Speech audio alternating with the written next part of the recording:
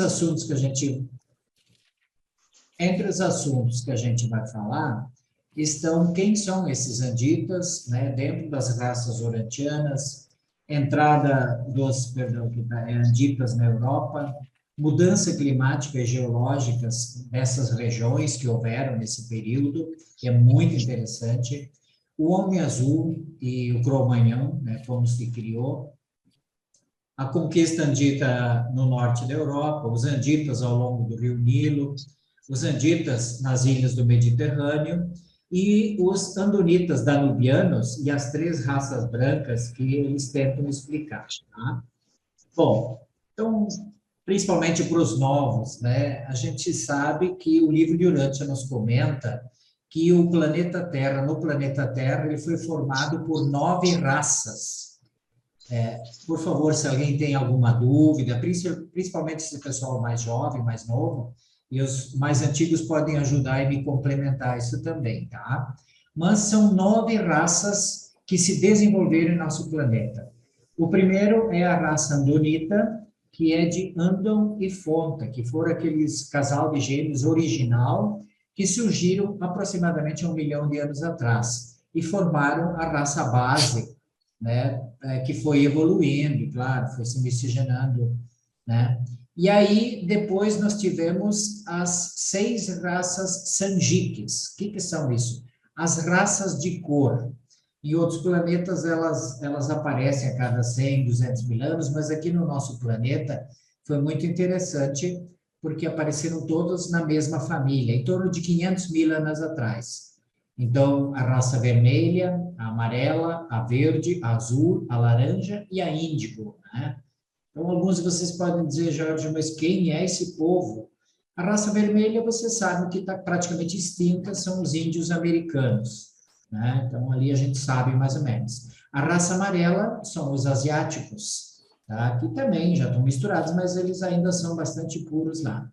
A raça azul seria as pessoas que estão na Europa, que estavam lá. Hoje em dia, você não tem mais ninguém puro da raça azul, né? Alguns comentam, o livro até comenta que ali no norte da Espanha, naquela região, ainda tem alguns traços um pouquinho mais da raça azul que a gente pode perceber, tá? Mas isso está tudo muito misturado hoje em dia, já muito miscigenado.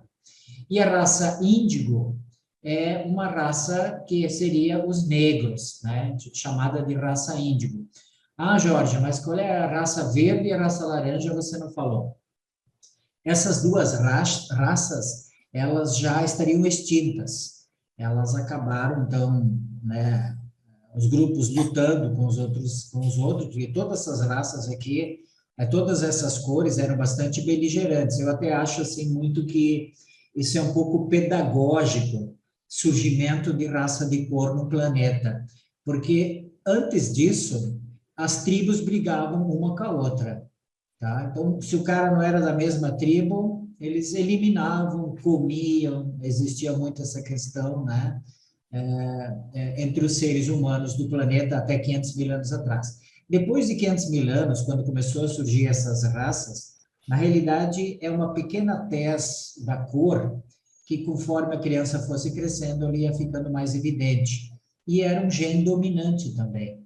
Então, todos os filhos desse pessoal, eles foram ficando nesta cor e começou-se a brigar e guerrear com tribos de outras cores. Então, foi uma forma de unir e de fazer essa mesma cor, pelo menos, se entender, tá?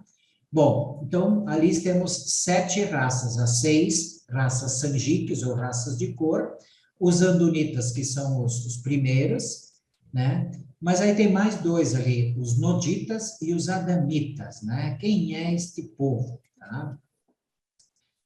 Quando falamos em noditas, isto, na realidade, são os descendentes do príncipe planetário, para quem leu, né, quem sabe do livro de Urântia, né? Só um pouquinho. Deixa eu só desligar aqui. Para quem leu, né, os noditas, o príncipe Caligasta surgiu com 100 seres que foram ligados a seres humanos, e esses Só que com a rebelião de Lúcifer, há 200 mil anos atrás, eles começaram a se procriar, e o líder deles era Nod, né? Nod. Desculpe. Liana, eu não posso te atender agora, querida, eu estou no meio de uma palestra, tá? Depois eu te ligo. Desculpem. Então, os noditas são esse pessoal do povo de Nod, tá? Que começou a se desenvolver há 200 mil anos para cá. E os adamitas, quem são os adamitas? Adamitas são os descendentes da raça violeta. Adão, que quer dizer de Adão e Eva. Tá? Então, é a raça violeta, que é uma raça importada, que veio posteriormente e, pelos estudos do livro de Urântia, era para ajudar na elevação biológica dos nativos deste planeta. Mas acabou havendo a falha adâmica e esta raça, esses genes dessa raça, elas estão presentes, são genes dominantes, mas eles vão se propagando de forma muito lenta, né? Mas eles foram o que fizeram a diferença na humanidade. Então, em Urântia, há remanescentes dessas 9 raças humanas miscigenadas que culminam, né, no povo dos tempos atuais, dos tempos modernos. Então, quem são os anditas, que é o que nós estamos falando hoje, né? Os anditas, que é o objeto do nosso bate-papo de hoje. Na realidade, os anditas são a mescla dos noditas e dos adamitas, tá? Então, a raça violeta, ela se mesclou com os noditas, que era uma raça relativamente também bastante elevada, e formou a raça andita, né? Os noditas eram mais beligerantes, os adamitas mais da paz, mas as duas se juntando formaram os anditas e que realmente mudaram a história do nosso planeta, né? Aí eu até coloquei ali, depois se alguém quiser eu tenho esse PowerPoint à disposição, né? Os noditas são oriundos então dos conselheiros do príncipe Caligástia e os adamitas são os descendentes da raça violeta de Adão e Eva. Pode ir me perguntando, tá, pessoal? O homem azul europeu, então, né, que a gente falou que a cor sanjique azul, ela foi predominante na Europa, por si próprio, né, alcançou uma grande civilização cultural. Ele proveu, na realidade, a base biológica que produziu, né, essas raças de sangue adamizados, ou seja, de Adão e Eva mesclando-se com os invasores anditas. Então, uma das raças mais fortes e capazes de atingir uma civilização dinâmica e que surgiu em Urântia desde a época da raça violeta e dos seus sucessores anditas. Então, quando houve essa mistura, surgiu realmente um povo maior, um povo mais forte, mais inteligente, e que acabou dominando outras raças que viviam nesta região toda. Os povos brancos modernos, eles incorporam, então, as linhagens sobreviventes deste sangue adâmico, porque tornaram-se misturados as raças sanjiques com um pouco da raça vermelha e amarela, ou seja, não é só o pessoal da raça azul, mas um pouco da sangue de seres da raça amarela e vermelha, isso há 90, 100, 150 mil anos atrás, gente, tá? Eles acabaram se misturando, mas especificamente, né, a raça azul que deu esta conotação do povo que depois se misturou com a raça andita e formou o povo europeu. Consideramos ainda que uma percentagem considerável da linhagem andonita original, tá? Quem é os andonitas? De Andon e Fonta, lembram? São aqueles os nativos de antes das raças coloridas, tá? Em todas as raças brancas e mais ainda das raças noditas iniciais, tá?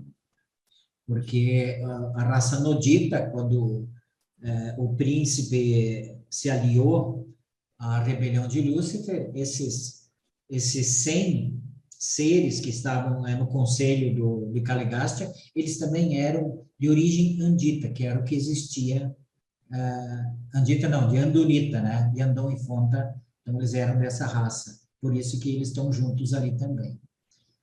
Antes dos últimos anditas serem expulsos do Vale do Eufrates, tá? Então aqui a gente já está pulando um pouco lá na frente, mas depois a gente volta. Por que o Eufrates, né? A Mesopotâmia, lá o Rio Tigre e o Rio Eufrates, mas chamado Vale Eufrates, lá foi a grande parte da humanidade até agora, foi o centro do planeta de onde é que se desenvolveu tanto o príncipe Caligástia com 300 mil anos educou o povo lá, como depois foi o segundo jardim de Adão e Eva, né? Quando acabaram expulsos do primeiro jardim, após a falha adâmica, eles também foram para aquela região, tá? Então, isso já fazem aí seus 37 mil anos, né? 38 mil anos quase, que Adão e Eva foram para lá e acabaram, né, achando esse pessoal e se instalando lá. Durante os primeiros tempos da raça violeta, a bacia do Mediterrâneo era protegida pelo Istmo de Gibraltar e pela ponte siciliana de terra. Ou seja, aquilo que vocês hoje reconhecem como o mar Mediterrâneo ali, o mar interno, né? Depois ele se divide ainda em mar Egeu né, e vários outros, mas aquilo ali era bem diferente, tá? Eram grandes lagos internos. Ali no Estreito de Gibraltar não tinha conexão com o Oceano Atlântico na época, e entre a África e a Europa tinha essa ponte siciliana, ali onde é que é a região da Sicília hoje, aquilo tudo era ligado à Argélia, né? Daqui a pouco a gente vai ver algumas fotos, algumas imagens, vai ficar mais fácil de entender. Então, havia um comércio marítimo, né, bem primitivo nesses lagos interiores, onde os homens azuis do norte e os homens do Saara, né, vindos do sul, que era quem era os do Saara? Era os da raça índigo, misturados já com a raça laranja e verde, que acabaram, então, brigando e se miscigenando, né, e sobrando, e ali ficou todo mundo meio misturado. Encontraram, então, os noditas, o pessoal de Nod, né, e os adamitas, vindos do Oriente, né, o pessoal de Adão e Eva, que é o sangue violeta. Então, na parte oriental da bacia do Mediterrâneo, Oriente é lá onde é que é Israel hoje, tá? Os noditas haviam estabelecido uma das suas mais vastas culturas e penetrado em uma certa medida na Europa do Sul e mais especificamente na África do Norte, tá? Então, quando a gente fala em África do Norte, lembrem o Egito, né, a Algéria, né, aquela região toda ali que a gente vai falar de algumas cidades logo sobre isso, tá? Os adamitas entram na Europa. Então, os sírios, né? Lembro da Síria, dos sírios ali, logo depois da Turquia ali, né?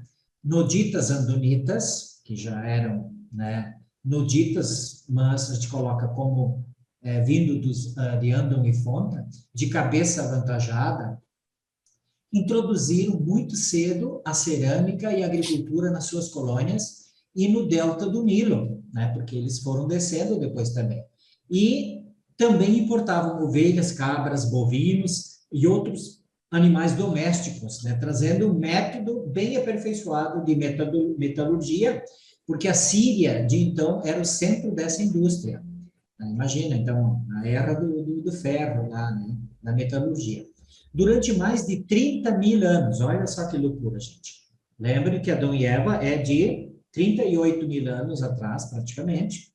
Então, por 30 mil anos, o Egito recebeu o fluxo contínuo de mesopotâmios, tá? De pessoal que morava ali no Vale do Eufrates e que eram descendentes de Adão e Eva misturados com aquele pessoal lá, e eles iam para o Egito, tá? Então, por 30 mil anos houve esse fluxo contínuo da Mesopotâmia, e eles iam levando a cultura, né, tudo isso que eles sabiam para o Vale do Nilo. Todavia, grande número de povos do Saara deteriorou grandemente a civilização primitiva ao longo do Nilo, de tal forma que o Egito atingiu um nível mais baixo de cultura, mais ou menos há 15 mil anos atrás, tá? Porque o Saara ali, ele tinha muitos povos. Já vamos ver por que esse povo foi para lá também, tá? Então, aqui tem uma parte, até botei uma imagem ali em cima, já vamos falar sobre isso. Os adamitas entrando na Europa. Pouco houve que impedisse a migração dos adamitas para o oeste, tá? Que é para o lado do Sol Poente, para o lado da Europa, para dentro do Mediterrâneo e suas costas, né? o Saara era um pasto aberto, repleto de pastores e agricultores. Vocês conseguem imaginar isso? Hoje, o Saara, né, um desertão maior do planeta, e os nossos cientistas ainda nem se deram conta, eles acham que foi mais ou menos há 100 e poucos mil anos atrás que houve essa inversão de tempo, mas o livro de Urântia nos fala que isso foi mais ou menos há 15, 16, 17 mil anos atrás, tá? Então, esses povos do Saara nunca se empenharam na manufatura, nem eram construtores de cidades. Era um grupo de negro índigo que trazia uma linhagem muito extensa, misturada com a raça verde e a alaranjada, extintas, né? Porém, estes receberam pouca herança violeta, né, do sangue violeta, antes que o deslocamento para cima das terras e a mudança na direção dos ventos úmidos houvessem dispersado os remanescentes dessa civilização pacífica. Então, o que houve na realidade? Tá? Explicando um pouquinho isso, eu já vou trazer no mapa, tá? Mas houve uma elevação de terras ali onde é que hoje é o Mediterrâneo, tá? E aí também a cadeia Atlas, que fica ali no Marrocos, ela também subiu. E ali entravam os ventos de chuva do Atlântico. Tá? Vamos ver o que aconteceu. O sangue de Adão, ele foi compartilhado com a maioria das raças humanas. Mas as raças miscigenadas da Índia e os povos mais escuros da África, eles não apresentavam muito atrativo para os adamitas. Ter-se-iam miscigenado livremente com a raça vermelha, mas esses já não estavam mais no continente asiático, né? Lá o último grupo que passou pelo Estreito de Bering foi mais ou menos há 90 mil anos atrás, então eles não estavam mais aqui, mas eles estavam misturados também ali um pouco com o pessoal da Europa. Então, estavam na distante América. E o povo amarelo, a raça amarela, que os adamitas também se misturariam com eles, também estavam lá muito longe, lá no Oriente, né? Era muito longe de tudo. Então, o mais fácil para eles era ir entrando para o norte e para o oeste, né? Para dentro da Europa, né? Então, quando impulsionados pelos ventos ou pelo altruísmo, ou expulsos do Vale do Eufrates, né? Estamos falando agora do pessoal do povo da raça violeta, do sangue adâmico, naturalmente optaram pela união com raças azuis da Europa. Tá? Então, o que aconteceu? Tá? Aqui a gente pode ter uma noção como é que mais ou menos era. Tá? O estreito, esse aqui não, mas aqui, esse estreito de Gibraltar, ele estava fechado, esses lagos internos, eles eram mais baixos, né, do que eles são hoje. E aí houve um movimento na Terra e acabou subindo esta área toda, né, porque aqui tem uma placa tectônica da África que está se empurrando para debaixo da Europa e vai subindo ali, tá? Então, lá pelas tantas, houve uma equiparação e aqui o oceano ficou no mesmo patamar do Mediterrâneo e essas águas acabaram, então, se unindo. E esta elevação, então, nós já vamos ver, foi que acometeu o maior número de mortes, né, dos seres humanos no planeta, tá? Aqui vocês também podem ver a cadeia de montanhas Atlas. Isso aqui é na Argélia, bem no norte, aqui é o Marrocos, tá? Aqui nessa da direita, acima. Então, isso aqui também é uma cadeia de montanhas bastante comprida aí. Ela deve ter aí também uns 3, 4, 5 mil quilômetros, tá? E ela, quando ela subiu aqui, as águas do Oceano Atlântico não conseguiam mais entrar aqui. Tá? Elas começaram a ir mais para cima. Até se vocês quiserem, tem um livro que eu indico aqui, Revive Éden, Saara Verde Agora, né? Que é de um autor, Holzberg Zang, né? Que fala, um PhD, que tem nesse livro escrito e fala sobre de quando o Saara era verde. Então, os homens azuis... Jorge! Oi, por favor. Jorge, só uma coisinha. Por que será essa atração dos adamitas pelos povos azuis? Será que porque era a cor mais parecida com a deles? Eu acho, porque talvez tivessem cor mais clara e as cores negras, índigos, né? Talvez não atraíam eles tantos, ou já muito Eu acho que misturados. o azul, eu acho que era o mais parecido com eles. Até porque eles dizem que seria o vermelho, né? Mas o vermelho estava muito longe. Vermelho, amarelo, né? Acho que seriam cores mais... O vermelho mais próximo ao violeta. Não sei por que essa É, atração pelo azul e o vermelho. os azuis também, eles já estavam miscigenados um pouquinho com os vermelhos, os amarelos, e também eles, daqui a pouco vai aparecer, mas eles se misturaram com os homens de Neandertal, que eram mais primitivos, que é um outro tipo de ser, né, que talvez não tivesse inteligência muito, mas eles acabaram se misturando e também ficaram mais fortes, né, e, sei lá, aí foi criando o homem de Cro-Magnon, que a gente já vai falar dele. Uhum. Alguém mais tem alguma pergunta, queridos? Estou indo muito rápido, dá para entender, né? Eu acho o assunto muito interessante, mas pode ser que para alguns é um pouco cansativo, mas eu adoro. Ok, vamos continuar Tem então. uma pergunta, assim, uma dúvida Claro, minha. claro. Por que a Europa era um país de muita guerra? Uma região de muita guerra, né? Os países se formaram É, bem mais região de tarde. muita guerra. Até hoje, eles ainda estão guerreando, no caso, a Rússia e a Ucrânia, né? Toda, eles sempre estavam em guerra, né? Vai ver que porque tem muita mistura com sangue nodita, que é muito rebelde. Apesar de que as raças sanjiques todas eram muito de guerrear. E os próprios andonitas também. E lembra que nós somos descendentes de um bichinho muito nervoso, medroso e, por isso, agressivo. Não só a Europa, né? Toda a região do a Oriente. realidade todas, Ele né? até hoje é. O povo vermelho, que era para ser o mais inteligente, não evoluiu porque viviam brigando cada tribo uma com a outra e se matando, né? Então, tem a explicação, acho que é mais da origem mesmo, né? Tá? Não sei se ajudei a... Vamos adiante, então. Então, aqui nós temos, né? Hoje está assim o Mediterrâneo, né? Todo ele já diferente, né? Vamos ver se vai adiante, o que que tem. Eu queria fazer uma pergunta. Por favor, por favor. Você falou agora de Neandertal? Sim. Eles são antes da raça adâmica?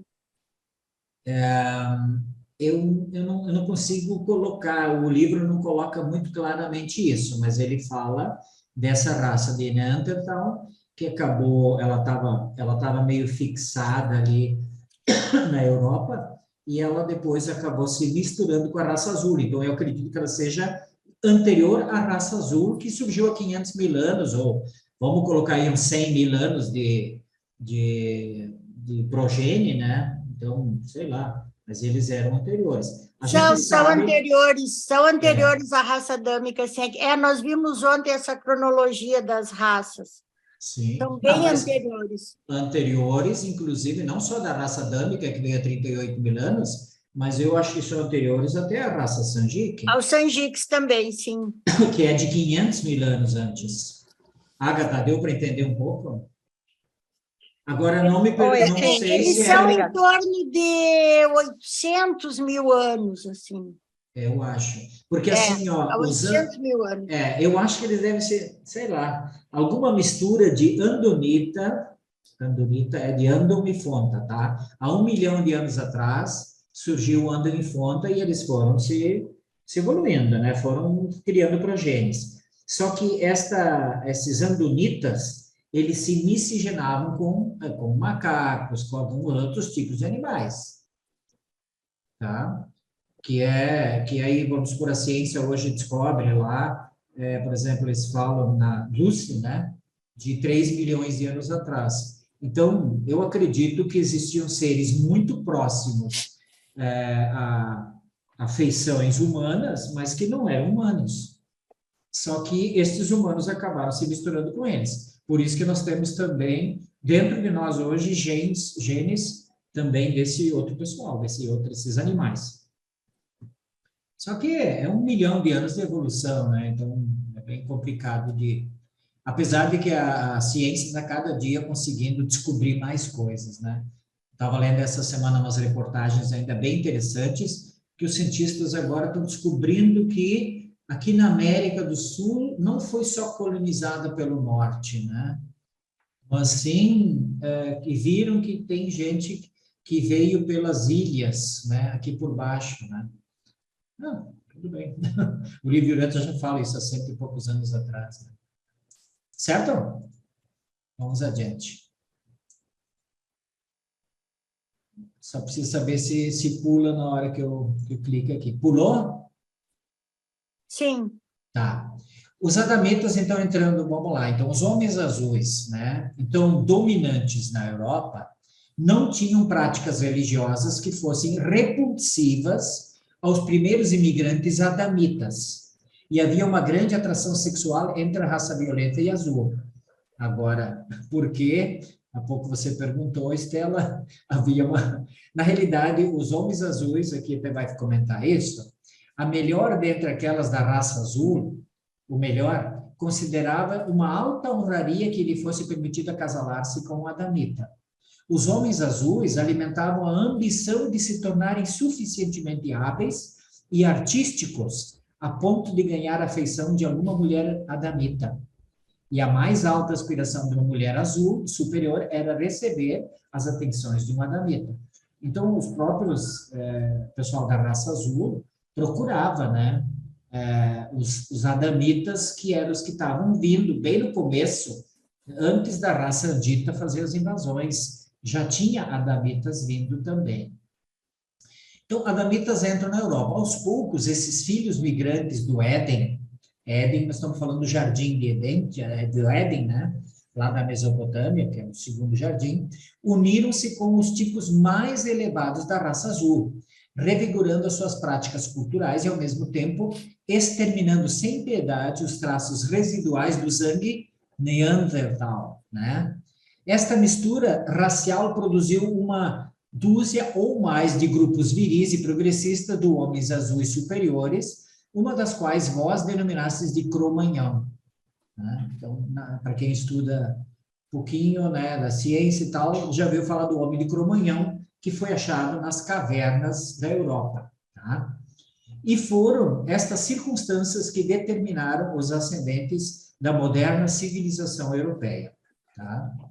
Então, as mudanças climáticas e geológicas. A expansão inicial da raça violeta para a Europa, ela foi interrompida por certas mudanças climáticas e geológicas bastante súbitas, que provavelmente foram essas que eu falei para vocês, uma elevação do mar Mediterrâneo, que ligou ele com o Atlântico, com o oceano, e ele ficou daquele tamanho que ele está hoje, mais ou menos, tá? E aí ele fechou, né? Não tinha mais a ponte ali na Sicília, morreu muita gente que morava perto desses lagos, que pescava, que vivia ali, né? Então, com o recuo dos campos de gelo ao norte, os ventos que trazem as chuvas do oeste voltaram-se mais para o norte, gradualmente transformando as grandes regiões de pasto aberto do Saara em um deserto estéril. Então, aqui está a explicação, tá? Esta seca dispersou os habitantes do grande platô do Saara, que eram morenos e de baixa estatura, de olhos escuros, mas de cabeça alongada. Então, quando esse pessoal começou a ficar deserto, gente, vocês têm que imaginar que isso pode ter ocorrido em alguns milhares de anos, tá? Mas eles foram indo cada vez mais para o Vale do Nilo, e ali que se misturaram, então, e acabaram, né, dando um decaimento bastante grande da cultura. Até eu coloquei aqui a ciência hoje, o que ela proclama e diz sobre as eras glaciais. Ela diz que a Terra já passou por várias eras glaciais, e durante os últimos 26 mil anos, no período geológico denominado de Quaternário, o período glacial mais recente teria começado há 21 mil anos atrás, e terminou mais ou menos há 11.500 anos atrás, ou seja, mais ou menos 9.500 anos antes de Jesus Cristo. quando houve também uma grande extinção de animais da crosta terrestre. Então, isso a ciência hoje está tendo a noção. Aqui eu até trouxe, não sei se ajuda nessa compreensão, tá? Mas essa corrente do Golfo, que tem ventos quentes, ela jogava chuva para dentro da África aqui. Só que quando elevou essa parte toda aqui, inclusive a cadeia Atlas, aqui atrás do Marrocos, tá? E entre a Argélia, esses ventos, eles começaram a ir mais para o norte, para a Europa, tá? A Europa também era um campus de pastagem, tá? E esses ventos quentes também empurraram a era glacial de volta aqui, ó. Que essas flechas verdes aqui é quando as massas de ar frio vinham, certo? E aí ela empurrou isso de volta para lá. Então foi diminuindo. Diz o livro de Urântia que não vai ter mais eras glaciais como aquelas que houveram, tá? Mas vamos ter que esperar milhares de anos para saber se isso é uma verdade agora ou não, tá? Mas o que aconteceu? Daqui a pouco a gente vai falar disso. Como começou a chover bastante aqui na Europa, aqui para cima, né? Tanto é que até hoje a Inglaterra é passivo de vida, né? Dentro dessa parte aqui, porque a Golfo do México ali, a corrente do Golfo, ela traz ventos quentes e chuva para essa região. E aqui na Europa começou a surgir a Floresta Negra, que hoje é uma floresta bastante grande, e as pessoas que moravam aqui começaram a ter que ir mais perto dos litorais, tá? Foi isso, mais perto dos rios, foi isso que mais ou menos aconteceu. Então, os elementos índigos mais puros, os negros, tá? Eles se mudaram mais ainda para o sul, para as florestas da África Central, onde desde então permaneceram, que é esses grupos que estão mais ali para o sul, que até hoje tem tribos bem primitivas, né, de pessoal negro, né? Os grupos mais miscigenados espalharam-se em 3 direções. As tribos superiores do oeste migraram para a Espanha, tá? E dali foram para as partes adjacentes da Europa, formando os núcleos das posteriores raças morenas de crânios longos no Mediterrâneo. Então, um grupo foi para lá. O segundo grupo, a divisão menos progressista, do leste do platô do Saara, migrou para a Arábia, e de lá atravessou o norte da Mesopotâmia e foi até a Índia. Passou pela Índia e foi até o distante Ceilão. E o grupo central foi para o norte e para o leste, para o Vale do Nilo e para dentro da Palestina, tá? Então, aqui a gente tem uma noção também, quando isso aqui deixou de ser grama verde para poder ter animais e pastos, esse pessoal foi empurrado para fora. Uma parte foi aqui para cima, para a Espanha, e formou esse pessoal aqui, miscigenado, né? Outra parte central, outra parte menos, passou aqui por cima, passou por trás do vale aqui vocês têm que imaginar que é Mesopotâmia aqui, né? Passou aqui por trás, desceu pelo Irã, entrou na Índia e foi para lá no Ceilão. E a turma mais central aqui, ela ficou mais concentrada no próprio Vale do Nilo, o que baixou bastante a cultura dessa região, que estava bastante elevada há 9, 10, 12 mil anos atrás, porque, como nós falamos antes, 30 mil anos tinha migrações dessa região aqui para esta região aqui, tá? Posso ir adiante? Inclusive, os mares também eram maiores, não sei se eram menores ou coisa assim, mas... Né? Então, aqui tem alguns mapas para ajudar um pouquinho. Nessa época, essas alterações climáticas na África, a Inglaterra separou-se do continente. Olha só, foi nessa época que a Inglaterra também se separou do continente europeu. E a Dinamarca emergiu do mar, enquanto o Istmo de Gibraltar, protegendo a bacia oeste do Mediterrâneo, em consequência de um terremoto, deu caminho ao solevantamento rápido desses lagos anteriores, desse lago anterior, até o nível do Oceano Atlântico, E em breve a ponte de terra da Sicília submergiu completamente, fazendo o Mediterrâneo um mar e ligando-o com o Oceano Atlântico.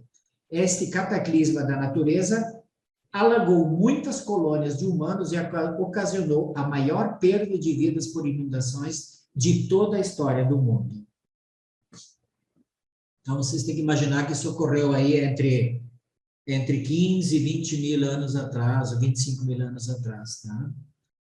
Esse engolfamento da bacia do Mediterrâneo restringiu os movimentos dos adamitas para o oeste, e o grande influxo dos saarianos forçou-os a buscar saídas para o norte e a leste do Éden. Então, eles começaram a ir por ali onde é que hoje é Israel, naquela região lá. À medida que os descendentes de Adão deixaram os vales do Tigre e do Eufrates, ou seja, a Mesopotâmia, indo para o norte, eles começaram a encontrar barreiras montanhosas do Mar Cáspio, né? Se vocês conhecem um pouquinho da geografia, mas eu também trouxe aqui algumas imagens. Que então, expandido, o Mar Cáspio, acho que é essa foto anterior, tá? Então, expandido, e por muitas gerações, os adamitas caçaram, pastorearam e cultivaram o solo nas vizinhanças das duas colônias espalhadas pelo Turquestão.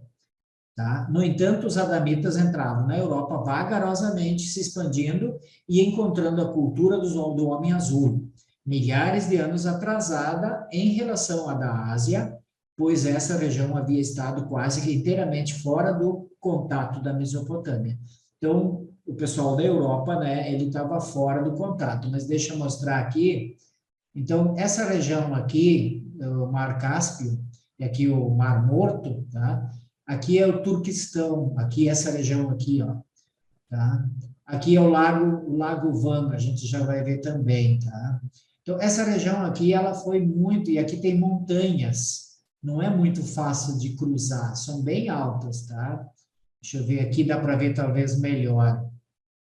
Aqui está o Mar Cáspio, e aqui está o Mar Morto, e aqui tem uma cadeia de montanhas. Então, toda vez que esse pessoal ia para o norte, olha aqui, ó, eles tinham que passar por estas montanhas, essas aqui são bem altas, e estavam congeladas também, muitas delas ainda, então não era fácil.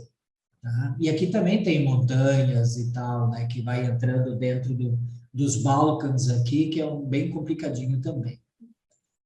Mas essas regiões aí foi as que mais receberam adamitas, então, era para serem, sim. era para serem as mais desenvolvidas, né? Mas talvez aqueles cataclismas ali, eu acho que acabaram com muito com as pessoas, porque era para ser a região mais desenvolvida da Terra. Exato, mas aí quando subiu aqui, virou mar, aqui morreu muita gente, aqui, em redor de todo o oceano. Que se perdeu, eu acho muito, né, deles.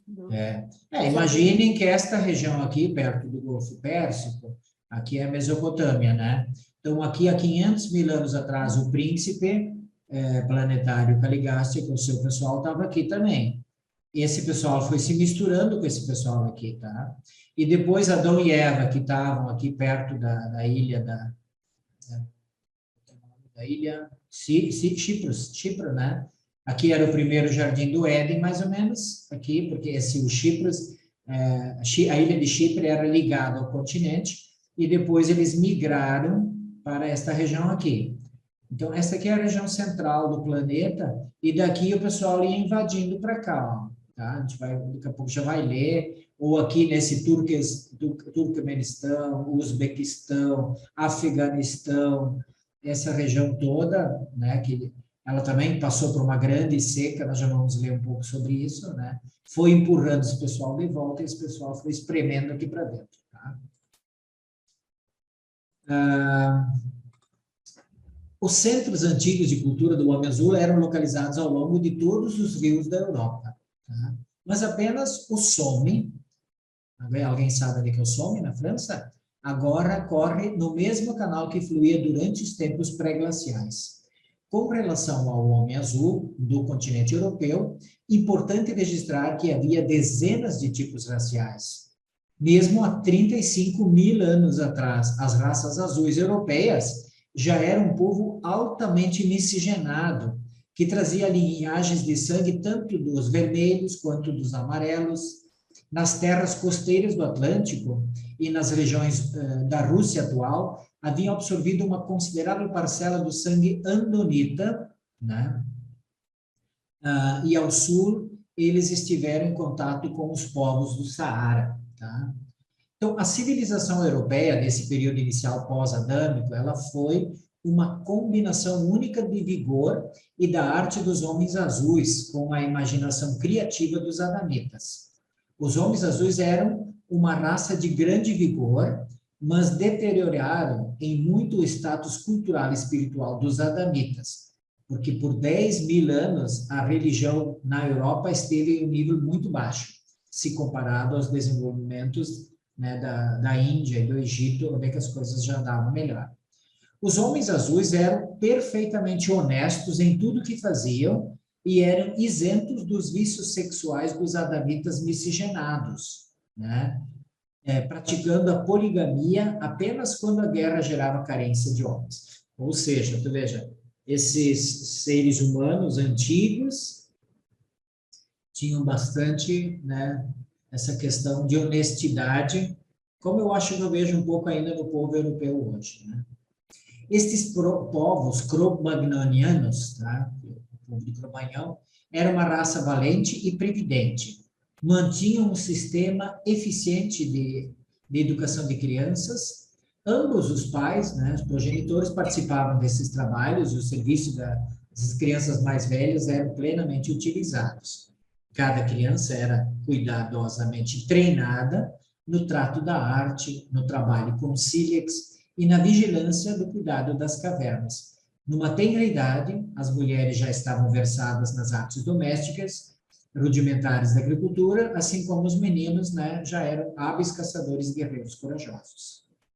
Os homens azuis foram caçadores, pescadores e coletores de alimentos, hábeis construtores de barcos, faziam machados de pedra, cortavam árvores, erigiam abrigos de toras parcialmente sob a terra e com telhados de peles. E há povos ainda hoje que fazem isso na Sibéria, né? Com telhados de peles. Então, os Cro-Magnon no sul, em geral, viviam em cavernas e grutas. Os do norte já eram mais...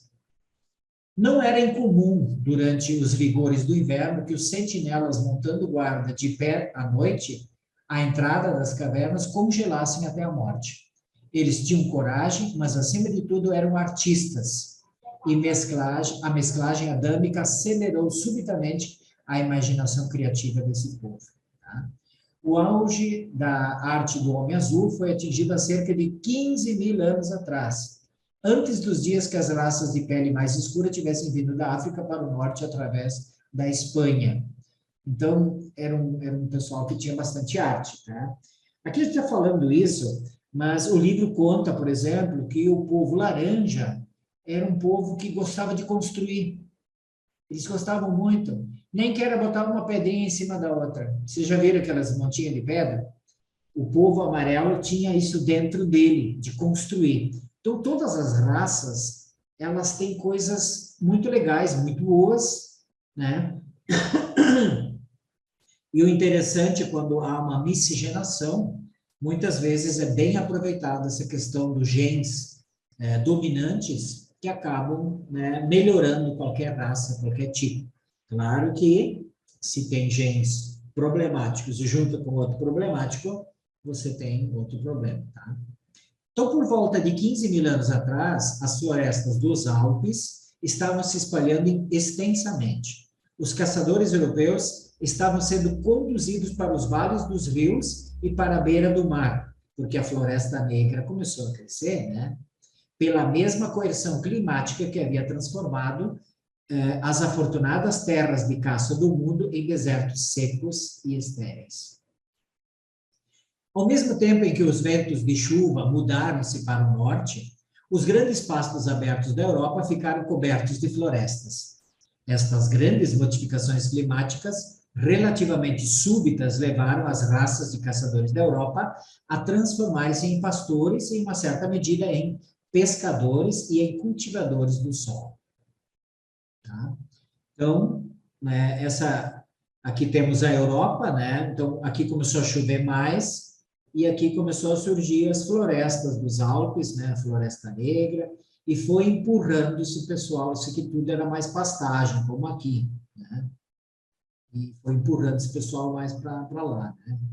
Então, é uma região realmente, ó, aqui tem as montanhas aqui ao norte da Itália, né? Olha só, os Alpes suíços, tá? Que vem até o mar aqui, depois eles continuam, né? Aqui embaixo temos os Balcãs, que também, e depois aqui para cima tem os Montes Urais ainda, que continua, né?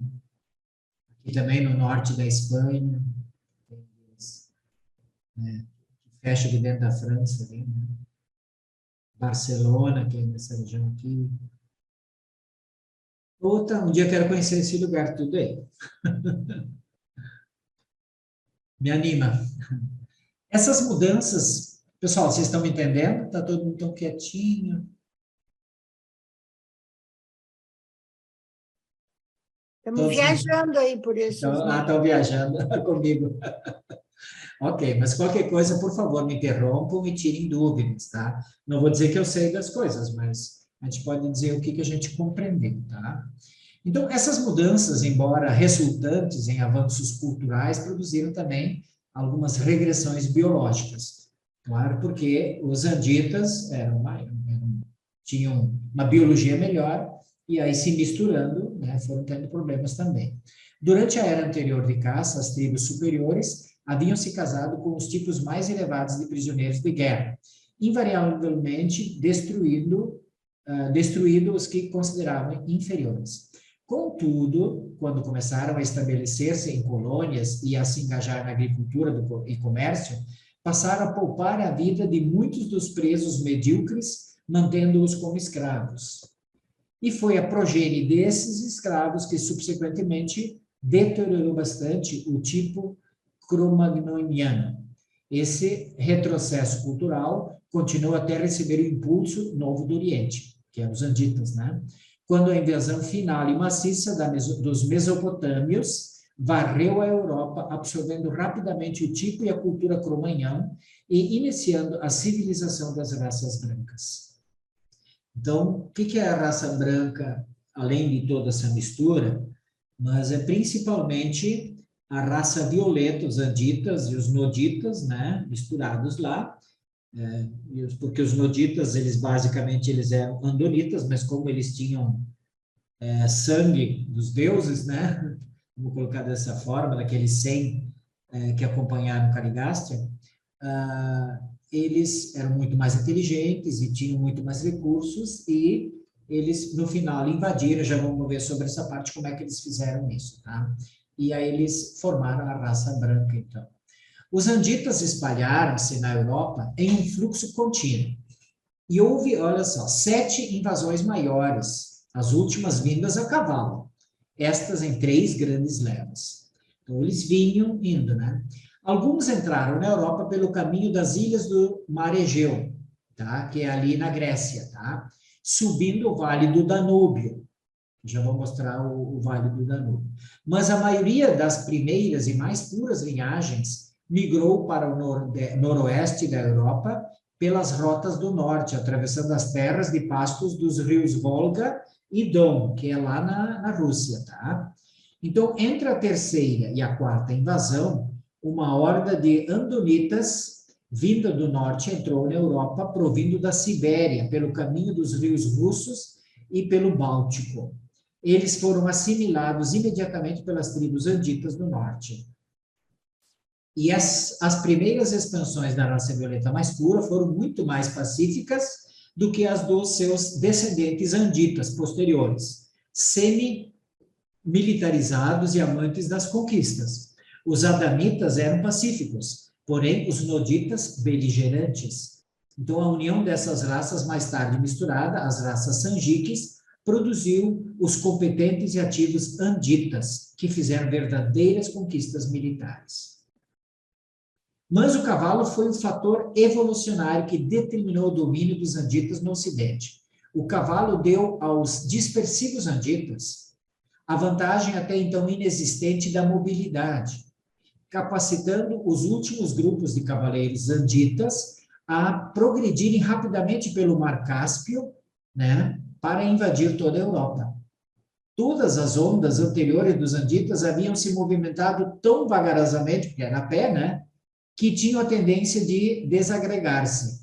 Mas essas últimas moviam-se tão rapidamente que alcançaram a Europa em grupos coesos, conservando a mais alta cultura, ou seja, a cultura deles, né? Então, todo o mundo habitado, afora a China e a região do Eufrates, havia feito um progresso cultural muito limitado durante 10.000 anos. Tá? Os chineses tinham evoluído bem, e o Eufrates, a Mesopotâmia, tinha também, era, claro, porque era ali que foi, né, a Dalamátia e depois o segundo jardim do Éden, né? Quando os rudes e rápidos cavaleiros anditas surgiram entre 7 e 6.000 anos antes de Cristo, à medida que avançaram para o ocidente, através das planícies russas, absorvendo o que de melhor havia no homem azul e exterminando o pior, as raças se amalgamaram em um único povo. Esses foram os ancestrais das chamadas raças nórdicas. Tá? Então, quando a gente está falando agora das raças nórdicas, né, é os escandinavos, os alemães, os anglo-saxões. Né? Eu sou descendente desse povo aí, né, dos alemães, germânicos, né? Mas, então, o que foi isso? Em torno de, né, vamos botar mais 2.000 anos, 8, 9.000 anos atrás, as últimas ondas anditas invadiram a cavalo e se misturaram com todo aquele povo, e foram deixando só o que eles achavam melhor. Não tardou muito para que as raças azuis superiores tivessem sido totalmente absorvidas pelos anditas em todo o norte da Europa. Apenas na Lapônia e na Bretanha, o andonita mais antigo conservou algo como uma identidade. Deixa eu explicar para vocês, tá? Quando ele fala, então, o andonita, lembre-se de Andon e Fonta, tá? Esses foram os nativos, os primeiros que surgiram há 1 milhão de anos atrás. E eles foram para muitos lugares até que eles se conservaram como grupos mais puros dessa genética, tá? Claro que muitos deles depois formaram as raças sanjiques, tá? Outros, né, formaram os noditas, tá? Mas em alguns lugares eles tentavam se segurar. E entre esses nós podemos falar que na Lapônia, onde é que é a Lapônia? Ali na Holanda, ali nos Países Baixos, e na Bretanha, né, tem alguns lugares que eles ficaram e conseguiram se segurar por mais tempo. Vamos ver aqui, ó. O que é a Bretanha? A Bretanha hoje, na realidade, a gente fala que é esta região aqui, ó, da França, que fica muito perto da Grã-Bretanha, tá? Então, os bretões, na realidade, são todo esse povo aí, tá? Então, quando os anditas foram invadindo aqui pela Rússia, tá? Aqui pelo Mar Cáspio, eu acho que eles passavam do lado aqui das montanhas, né, na beiradinha, né, e entravam aqui nessas planícies maravilhosas, né, antes dos Montes Urais. Os Montes Urais ficam mais a leste, né? Então, essas planícies, por aqui que eles foram invadindo esse povo aqui e dominando esse povo. Aqui que eles andaram a cavalo e foram dominando esse pessoal daqui, tá? E aqui na Bretanha e na Lapônia, que é mais ou menos aqui, né, tinham os grupos de andonitas, de Andão e Fonta, que se seguravam mais. Inclusive, aqui na região dos Alpes, eles também ficaram bem embrenhados nessas montanhas aqui, né, tanto nos Alpes dináricos aqui também, né, que é os Balcãs aqui, e aqui passa o rio Danúbio, estão vendo aqui o rio Danúbio, que vai cair dentro do Mar Negro aqui, mais ou menos, tá? Então, só para vocês terem essa noção aqui, deixa eu ver. Olha só, os Montes Urais têm um comprimento de 2.500 quilômetros. E é uma barreira natural, né? Lá para trás, né? Interessante. As tribos do norte da Europa estavam sendo continuamente reforçadas e elevadas pela firme onda de imigração da Mesopotâmia através das regiões russas do sul do Turquestão, tá? Então, aqui é o Turquestão, e aqui para o outro lado, e eles iam entrando aqui, tá? Já havia mais homens com herança andita naquela região do que seriam encontrados em todo o resto do mundo. Durante 3.000 anos, a sede militar dos Anditas do Norte, olha só que interessante, localizou-se na Dinamarca. Lembro que há uns 15, 20 mil anos a Dinamarca subiu, tá? E então os Anditas, né, dominaram ali e tinha mais sangue andita do que qualquer coisa na Europa, do que em outros lugares do mundo, né? Lembrando que o sangue andita tem a maior quantidade e margem do sangue violeta, tá? Desse ponto central saíram as sucessivas ondas de conquistas que se tornaram cada vez menos anditas e cada vez mais brancas, pois o passar dos séculos testemunhou a miscigenação final dos conquistadores mesopotâmicos com os povos conquistados.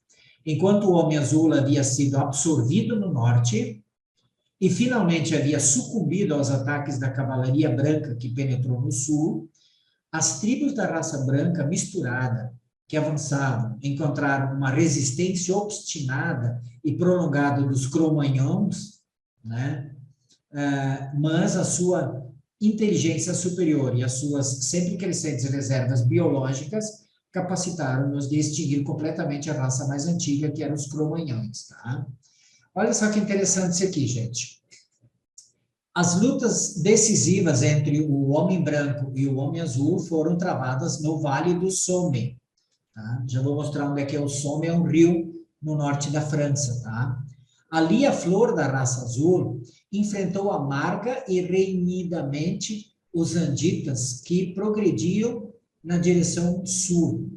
E por mais de 500 anos, esses cro-magnonianos defenderam com êxito seus territórios, antes de sucumbir à estratégia militar superior dos invasores brancos.